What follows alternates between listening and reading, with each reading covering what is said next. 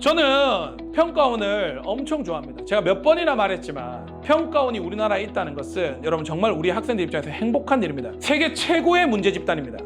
문제가 있는 게 아니고 세계 최고로 여러분 문제를 갖다가 잘 만드는 집단. 저는 감히 세계 최고라고 말하고 싶어요. 정말 좋은 문제를 갖다가 정말 잘 만듭니다. 평가원에게 몇 번이나 박수를 보냈고 제가 문제 풀 때마다 몇 번이나 여러분 이 문제는 인사해야 된다 이런 얘기 진짜 많이 했어요. 좋다 이거야. 이 문제가 나쁘다 얘기하는 건 아니야. 근데 시험에서 28번이랑 30번 이렇게 박아두면 교수님 진짜 미안한데 애들 못 풀어요. 애들 못 풉니다. 저는 못 풀 거라고 봐요. 그럼 또 어떤 가지고 또 뭐라고 그래. 너는 풀었는데 그러니까 니 잘났다.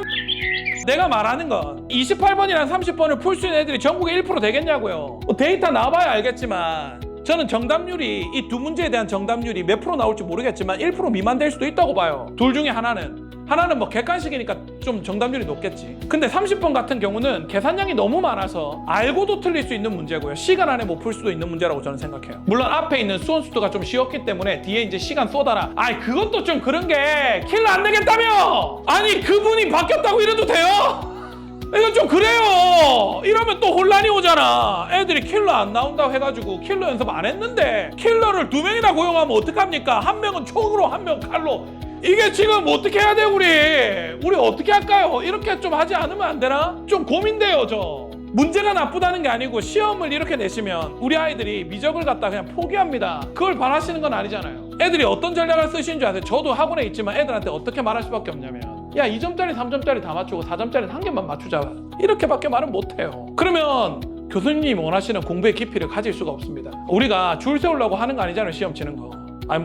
그렇게 생각하신다면 제가 할 말 없고요. 근데 교육이 줄 세우는데 목표가 있는 건 아니잖아요.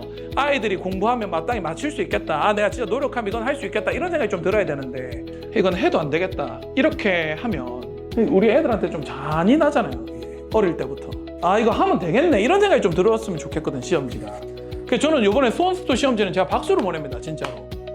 그 마음이 좀 느껴졌거든. 근데 미적은 좀 너무 줄 세우려고 했던 거 아닌가. 조금만 톤다운 시켜줘요. 27번 조금 더 어렵게 해줘요. 괜찮아요. 제가 애들 다 설득시킬게. 근데 28, 29, 30은 너무 좀 심했어 이번에. 하면 할 수 있네.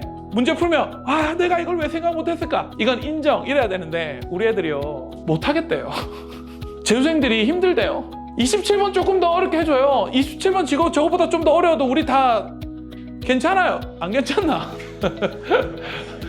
근데 4점짜리 세 문제를 갖다가 제 개인적인 바람으로는 작년 수능 말고 재작년 수능 정도로 내주시면 좋겠어요. 제 개인적인 바람입니다.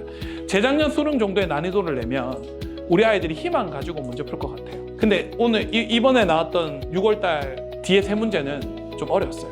이건 그냥 제가 좀 부탁드리는. 그리고 확통 너무 무시하지 말아요.